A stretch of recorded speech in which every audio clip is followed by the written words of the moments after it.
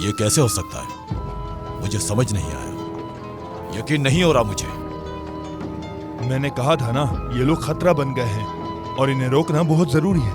वो ये समझते हैं कि ये गुलाम भी उनकी तरह इंसान है, इसी वजह से उन गुलामों ने उन्हें अपना रहनुमा चुना है और वो चाहते हैं कि हम मजलिस में उन गुलाम हबशियों के साथ बैठें। मबूदों की खातिर गुलामों को होश में लाओ और उन्हें अंधेरे में रखो।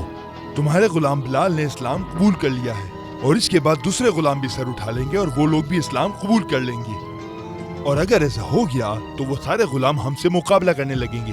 अपने गुलाम को वापस ले लो जल्दी, और वो आने से इनकार करे तो उसे मार दो।